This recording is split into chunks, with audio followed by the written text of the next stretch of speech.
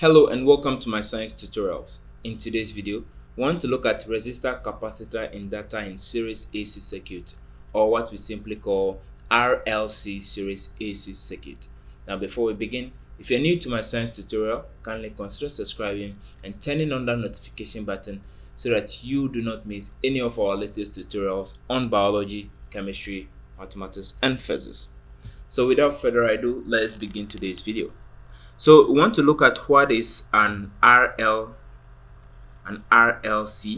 series AC circuit. So the RLC simply means resistor, inductor, and a capacitor which are connected in series. So let's look at the diagram or the or the circuit diagram for an RLC series AC circuit. So we have a resistor R connected in series to an inductor which we are representing by L, and then connected to a capacitor, and then all are connected to an AC source within the circuit. We have our current flowing in this direction, and across the resistor we have something we call the resistive voltage. Then across the inductor we have the inductive voltage VL, and then across the capacitor we have the capacitive voltage. Now the overall sum of this VR, VL, and VC gives us what we call the applied voltage of the circuit, which is V over here, and that is the phasor sum, the word phasor sum of our resistive voltage, our inductive voltage, and our capacitive voltage. Now, what do we mean by phasor sum? We are going to be talking about that in a very few moments. But if we look at this diagram, or in an RLC series circuit, the VL and then the VC, okay, the inductive voltage and then the capacitive voltage are anti-phase, or they are in anti-phase manner, which is something that we can see from their resistance, okay, which is the opposition to the flow of current. We can see that in their resistance they are antiphase, and they are displaced by an angle 180 degrees in their phasor diagram. So what do we mean by this? Now in an RLC series circuit there are three possible phasor diagrams. We have three possible phasor diagram for this type of circuit, depending on the XL and then the XC value. Now what is XL, what is XC? Now XL stands for the inductive reactance. Inductive reactance is the opposition to the flow of current that the inductor found in the circuit offers to the flow of current. So the opposition to the flow of current by the inductor is what we are calling the inductive reactance. The XC is what we are calling the capacitive reactance.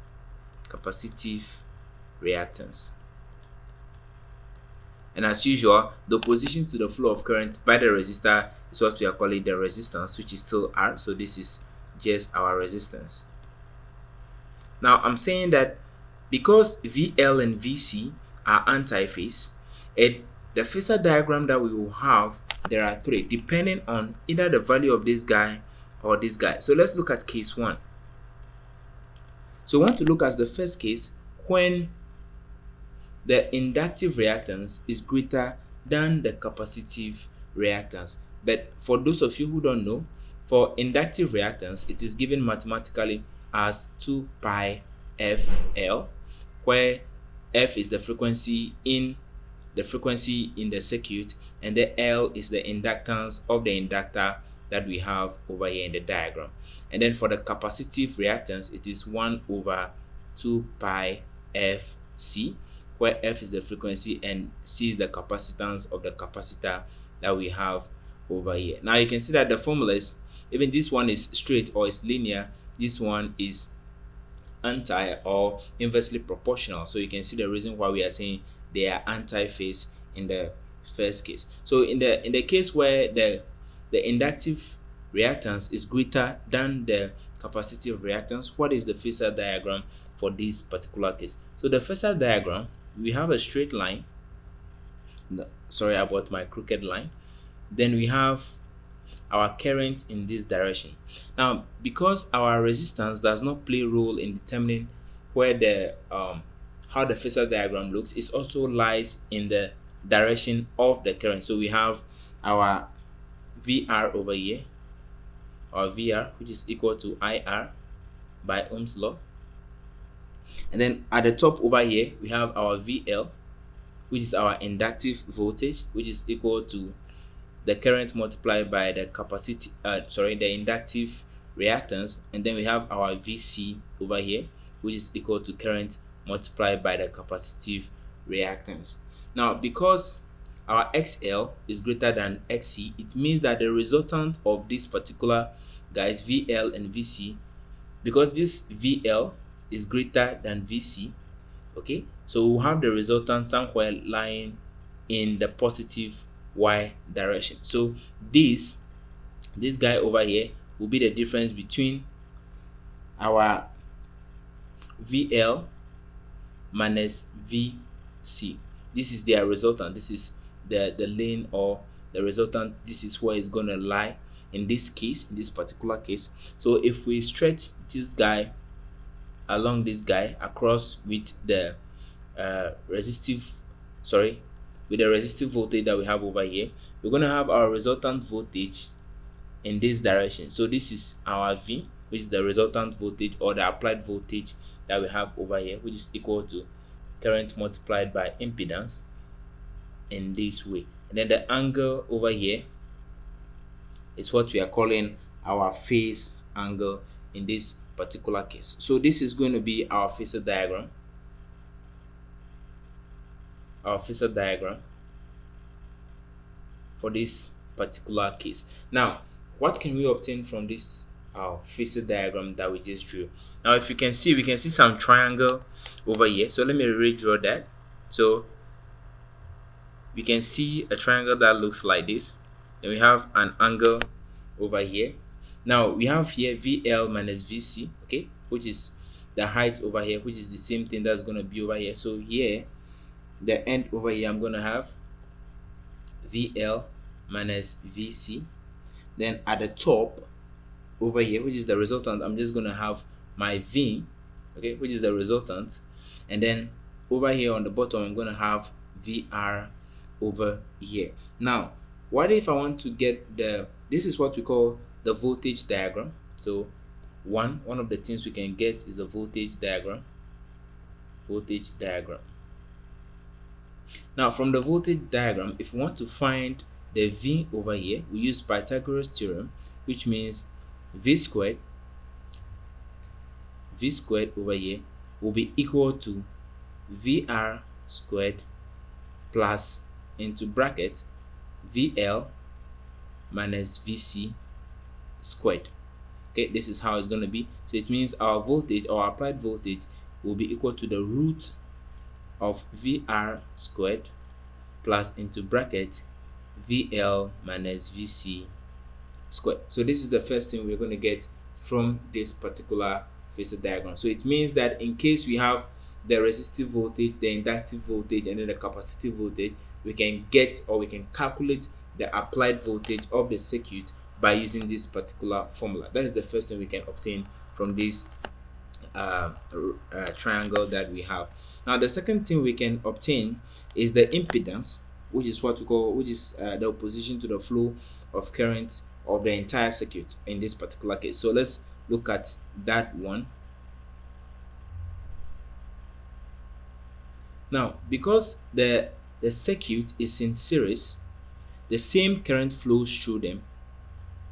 And so if we have the same current flowing through, it means that we can ignore the current and then just use their resistance over here. So if I have the bottom over here, I'm supposed to have VR at the bottom over here, but I'm just going to have R over here since the current is constant for all this, or the current is flowing through. It is the same current flowing through all of them. So I'm going to have my resistance here, over here. Then at the top over here, I'm going to have my impedance Z, which is from here, this guy. And then over here on the vertical axis over here, I'm going to have, instead of having VL minus VC, I'm going to have the XL minus XC, the inductive reactance minus the capacitive reactance. So this is what we call the impedance triangle. When we don't have their voltages but we have their resistance or their opposition to the flow of current, we call it the impedance triangle. So just like the impedance triangle, what can we obtain from the impedance triangle? We can obtain the formula for calculating the impedance or the total opposition to the flow of current by this particular circuit or network that we have over here. So that will be equal to, still using Pythagoras theorem, it means Z squared will be equal to R squared plus XL minus XC squared. And so if we want to get just Z, we're going to have impedance is equal to the root of R squared plus XL minus XC squared. So this is the impedance, or this is the formula for calculating the impedance for this particular circuit, in case we have the inductive reactance being greater than the capacitive reactance. Now there's one thing I need you to know, is that the applied voltage over here, V, is equal to the current in the circuit I multiplied by the impedance of the entire circuit, which is what we said we use this formula to find for the first case. All right, so what if we have the second case? Let's look at the second case when we have the capacitive reactance greater than the inductive reactance. Let's look at how the phasor diagram will look like. Now when we have XC being greater than XL, okay, we still have our phasor diagram looking like this. We still have our VL here, which is equal to IXL. We still have our VC here, which is equal to IXC. Then we still have our current in this direction. Then we still have our resistance also in this particular direction. Now in this case, because our XC, which is the capacitive reactance, is greater than the inductive reactance, it means that the resultant of these two guys will lie in the negative direction over here. So it's going to be something like this. Okay, so if we trace that with respect to the resistance over here, we're going to have something that looks like this. The resultant is going to be in this direction, so this guy is also coming to meet it over here, and then we have something that looks like this. Obviously this has to be longer than the resultant over here. So up to this point, okay, that is going to be XC minus XL, or you can say VC minus VL. That is, if you're using the reactance, you use the reactance. If you're using the voltage, you use the voltage. But for the phasor diagram, it's preferred if you use the voltage. So we are using voltage over here. Now this is how your phasor diagram is going to look like. So your phasor angle is somewhere over here. Now it means from here, the triangle we are going to get this time around is going to be inverted. It's going to be the opposite of what we had in the first case. So it's going to be like this. Then we have our phasor angle over here, and this side we're going to be VC minus VL. Okay, we're going to have our resistance over here, which is still over here, or VR. Sorry, this is supposed to be VR. We're going to have our VR in this direction, and then this is the resultant, which is going to be our V, our voltage that we want to find. The same way, this is for the voltage triangle. Voltage triangle. The same way, if we draw the impedance triangle, it's going to be the same thing. Okay, we have our phasor angle over here. Here is going to be XC minus XL. Then here is going to be our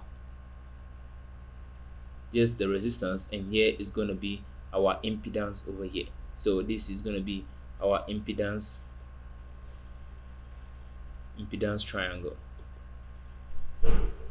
Now from the voltage triangle, just like usual, we're going to have our V squared will be equal to, it doesn't matter, we're going to have our VR squared plus into bracket VC minus VL squared. So it means our V, or the applied voltage, is equal to VR squared plus VC minus VL squared. For the impedance, we're going to have our impedance to be equal to the root of, let me just skip one step, it's going to be the root of R squared plus XC minus XL squared. Okay, that is because we're going to have this guy squared, and then this guy, the Z, will also be squared. So if we take, or we get rid of the square sign, we're going to have the root sign introduced on the right hand side. So this is going to be our impedance, or the formula for calculating the impedance if we have XC greater than XL.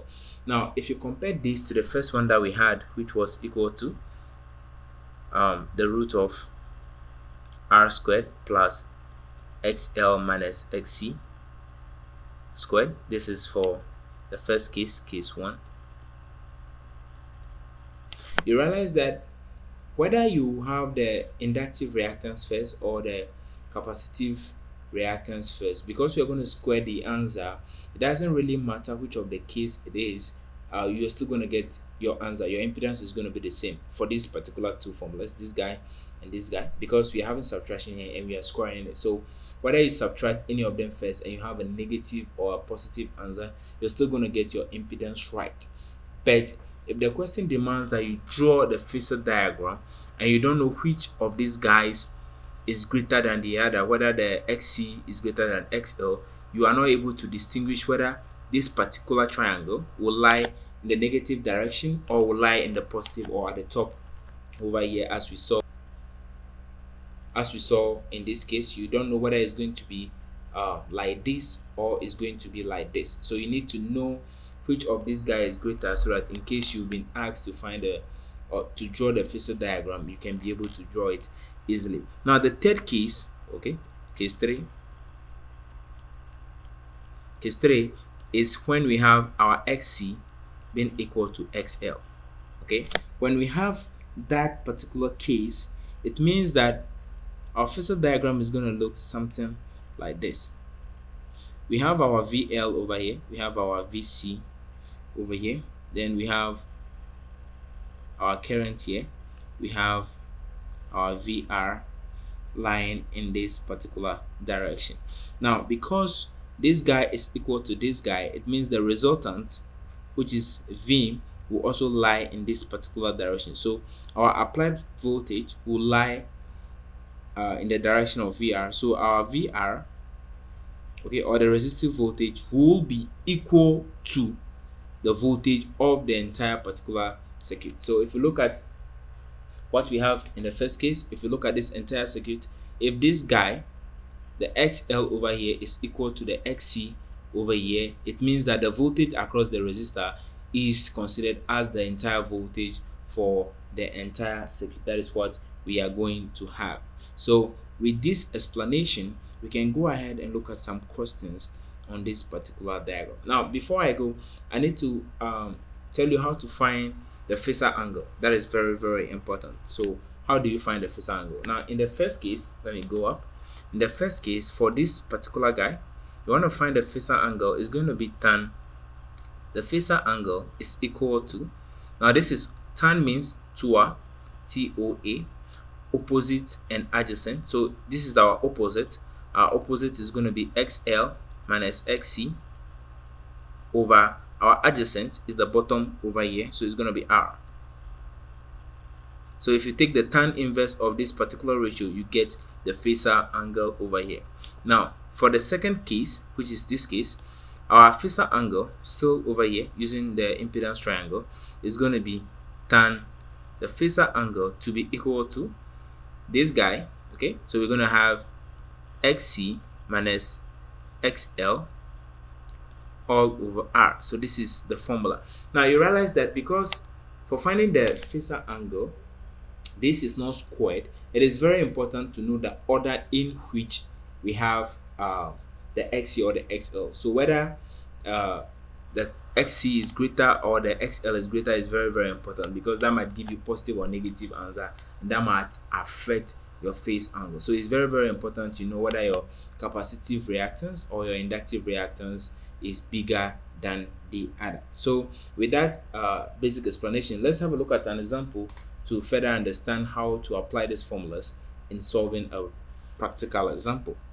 So the first question we want to look at, problem number 1, is a coil of resistance 5 ohms and inductance 120 millihenry in series with a 100 microfarad capacitor is connected to a 300 volt 50 hertz supply.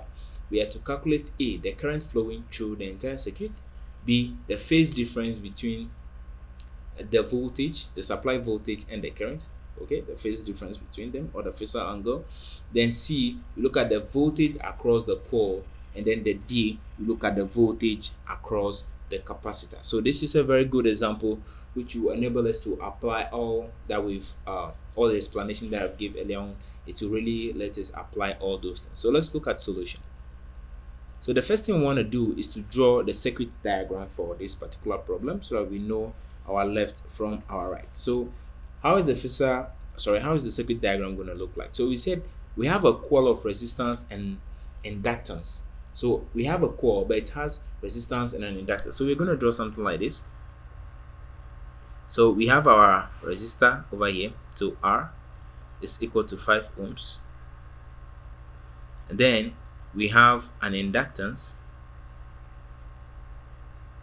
which is L is equal to 120 millihenry, connected to a capacitor C, which is equal to 100 microfarad. And then we have our AC source over here. Then we have our voltage over here. Then we're told that we have a 300 volts and then 50 hertz supply of AC. That is very good. So the resistor and then the inductor are both obtained from the coil. So these guys over here,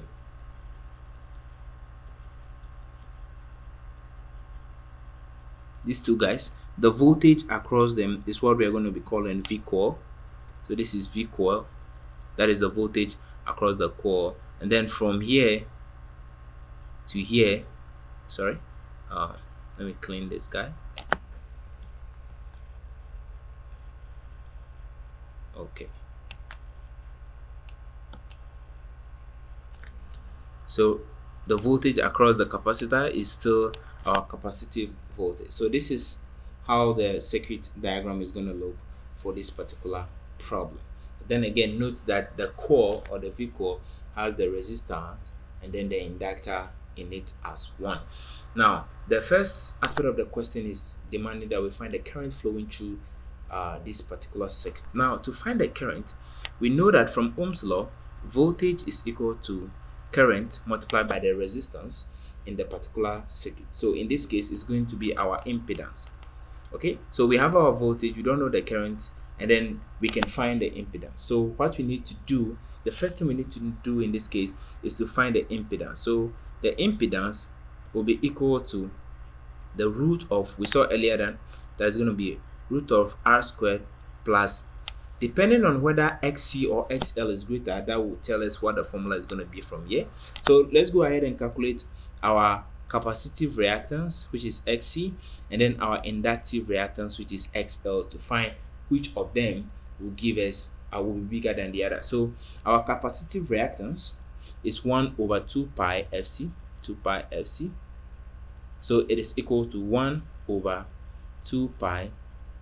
Our frequency is 50 hertz, so we have 50 multiplied by our capacitor. The capacitance of the capacitor is 100 microfarad, so we have 100 times 10 raised to the power negative 6 over here. So if we compute this guy into our calculator, our XC or our capacitive reactance is going to be equal to 31.83 ohms. Alright, our inductive reactance is mathematically given as 2 pi FL. So this is equal to 2 pi. Our frequency is still 50. Our inductance is 120 millihenry. So times 10 raised to the power minus 3. If I multiply everything over here, I'm going to get 37.70 ohms as my answer. So it means that XL is greater than XC. So my formula now for the impedance will be equal to the root of R squared plus into bracket XL minus XC all squared over here. So my impedance now is equal to the resistance that I have is 5. So I'm going to have 5 squared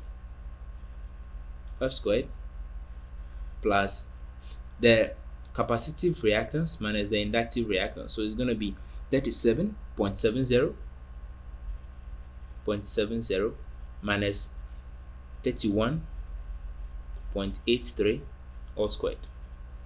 So my impedance Z is equal to, now if I compute everything here into my calculator, I'm going to get a resistance or the impedance of 7.71 ohms. So this is going to be my impedance, or the overall opposition to the flow of current offered by all these components in this particular AC circuit. Now that I have this, I know that my voltage is equal to 300 volts, and so I can go ahead and say my voltage is equal to IZ. Therefore my current is equal to the ratio of voltage on the impedance that I have, and that is going to be equal to 300 for the voltage on 7.71. and if I compute this into my calculator, I'm going to get 38.91 amperes as my current. So the current flowing through this entire circuit is 38.91. That is how we apply all that we've learned to find the current in this particular case. So let's look at the second answer. The second one is saying we should find the phase angle for our problem. So we have to find the phase difference between the supply voltage and the current. So this is very easy. Let's go ahead and look at that. So to find the phase angle, it is equal to tan theta is equal to, now if we go back, we realize that these, in this case, we established the fact that our XL is greater than our XC. So let me go back. So this is going to be our XL first. We're going to have our XL at the top minus XC divided by our resistance. This is how we're going to write our phase angle formula. So our phase angle, okay, let me use this sign. Our phase angle is equal to the tan inverse of our XL. We established the fact that our XL is equal to 37.70 minus here is 31.83, all on the resistance in this case is 5. So our angle is equal to, if you do the subtraction over here, you're going to get, this is still going to be tan inverse, you're going to get at the top over here 5.87 divided by 5, and then the tan inverse of this ratio is going to give you 49.58 degrees. So this is our phase angle for our example number 1.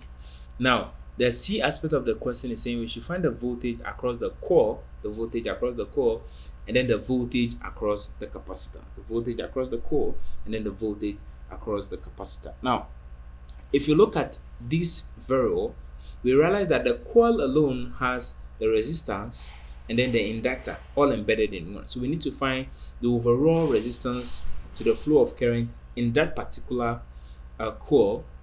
Then we can find the voltage across it. Because we already have the current flowing through, we need to find the overall resistance. When we combine resistor and then an inductor, we need to find overall resistance before we can go ahead and find our voltage. So in doing so, it means that this is the C aspect of the question. It means that to find our current, we know that voltage is equal to current multiplied by the impedance, but this time around it is the impedance of the coil. Okay, so if you make current the subject, we're going to have our voltage over the impedance of the coil. Now the impedance of the coil is equal to, now when you have an inductor and then a resistor in series, the impedance is equal to the resistance squared x r squared plus xl squared. So this is the formula that we use to find the impedance of the coil. Okay, so it means, I'll roll this line here, the impedance of the coil will be equal to the root of R is 5, so we're going to have 5 squared plus XL is 37.70 squared over here. So the impedance of the coil, or the overall opposition to the flow of current in the coil, is equal to 38.03 ohms. So this is the impedance of the coil. So now that we have the impedance of the coil, we can go ahead and find the voltage in the coil. So sorry, this we were to find the voltage, not the current. So we already know that our current, which we found earlier on, we found out that our current from the first instance, we found that our current is 38.91. So our current is 38.91. Okay, so it means that our voltage is equal to I multiplied by the impedance of the coil, and that is equal to, we have the current is 38.91 multiplied by the impedance of the coil is 38.03. And then if we multiply these two guys, we are going to get our voltage, or the voltage of the coil to be precise, will be equal to 1479.75 volts. And then you can round it, round it to the nearest whole number. It will be 1480 volts. So this is the voltage of the coil. Now what is the voltage of the capacitor? So the voltage of the capacitor, VC, will be equal to the current multiplied by the capacitive reactance. We already found the capacitive reactance, so that is going to be easy. Our current is 38.91 multiplied by XC is 31.83. We found that earlier. So our VC, the voltage, or the capacitive voltage, will be equal to 1238.51 volts. So to the nearest whole number will be 1239 volts. So this is the voltage for the capacitor, or the voltage across the capacitor. Now, how are we going to draw the phasor angle? Assuming we were told to draw the phasor diagram, how are we going to draw this? So the phasor diagram is going to look something like this. We still have our resistor over here, and then our current will be at the top over here. So this is our VR in this direction. Now, because ideally this is how this is supposed to look like, we are supposed to have our VC at the bottom over here, which is IXC, and then we have our VL at the top over here, which will be equal to IXL. Now, because this XL, the inductor, and then the resistor are part of a coil, it means that they will not lie in their own axis vertically like this. It will be a little bit slanted to this direction. Okay, so we are not going to have XL and VR. We're not going to have them. We're just going to have VC, and then we're going to have the resultant, which is going to be V coil over here. So I can get rid of these guys that I wrote earlier. So this guy will not be here, and then this guy too will not be here.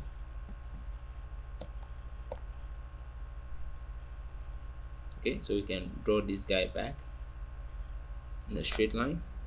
Just the current will be over here. So this is going to be our vehicle. Now it means that from here, okay, then our resultant is going to be in this direction, something like this. Okay, so this guy is going to come down like this to get our triangle. Our phasor angle is going to be somewhere here, very small. Okay, our resultant is going to be here, which is 300 volts. This is our vehicle. Our VC over here, we already know the answer. Our current, we found the current to be 38.91 amperes. Okay, so this is how the phasor diagram is gonna look like. So ideally this is supposed to be dot dot dot. This is supposed to be our VL, and then we have dot dot dot dot dot on this line. This is supposed to be our VR over here. So this is the phasor diagram for the example that we are looking at. So this, for this example, this is the phasor diagram for it. All right, let's go ahead and look at another example. Problem number 2. So we have a 40 microfarad capacitor in series with a coil of resistance 8 ohms and inductance 80 Henry.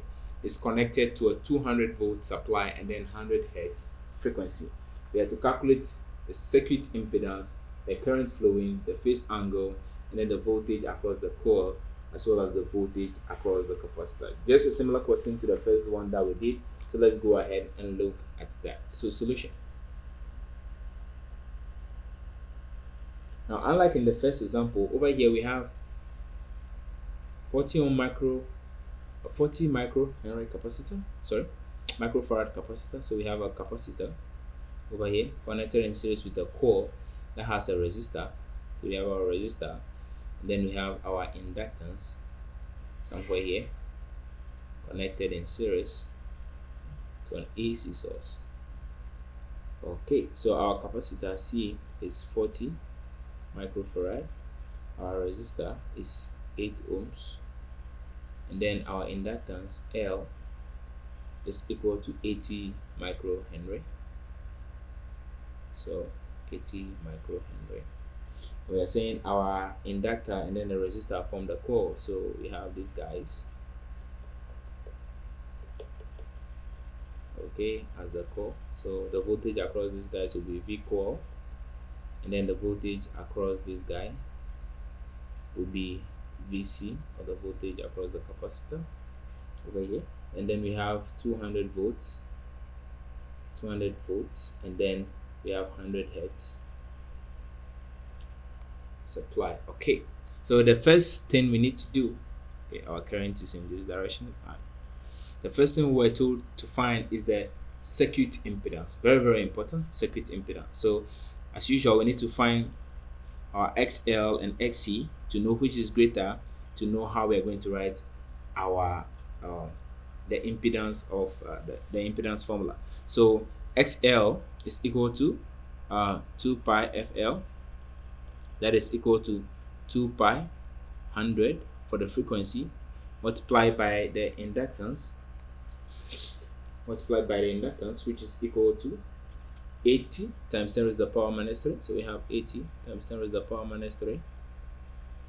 Then if you compute everything here into the calculator, our XL is 50.27 ohms. So for the capacitive reactance, we have 1 over 2 pi FC, which is equal to 1 over 2 pi. F is frequency, which is 100. And then the capacitance of the capacitor over here is 40 times 10 raised to the power negative 6. Alright, if we compute everything over here into the calculator, we are going to get 39.79 ohms. So which means our XL is greater than XC. So from here, we can write that our impedance is equal to the root of R squared plus into bracket XL minus XC squared. So it means our impedance, this is A, is equal to the root of R squared is 8 squared plus into bracket XL is now 50.27 minus 39.79 all squared. And then if you compute everything in there into the calculator, you're going to get 13.18 ohms as your impedance. So this is how we calculate the impedance. So the second aspect, which is B, is saying that we should calculate the current flowing through. So this is very easy. We know that V is equal to IZ, okay, and then we know that our voltage is 200 is equal to our current, we don't know, but we already found our impedance to be 13.18. So we just divide the voltage by the current, so it becomes 200 on 13.18 to give us the value of our current. So if you do that, you're going to get 15.17 amperes as your current flowing through this particular circuit. Now the C aspect of the question is saying we should find the phase angle between the voltage and the current. So the phase angle is equal to we established the fact that XL is greater than XC, so it's going to be like this over R. So this is going to be the phase angle is equal to the tan inverse of, into bracket, XL is 50.27 minus XC is 39.79, all divided by 8. Okay, so our phase angle is equal to the tan inverse of, if we do the division and everything over a subtraction at the top before we divide by 8, we're going to get 10.48 as our answer. So the tan inverse of 10.48 will give us an angle of 52.63 degrees over here. So let's look at the next thing we have to find. We have to find the voltage across the coil and then the voltage across the capacitor. This is very good.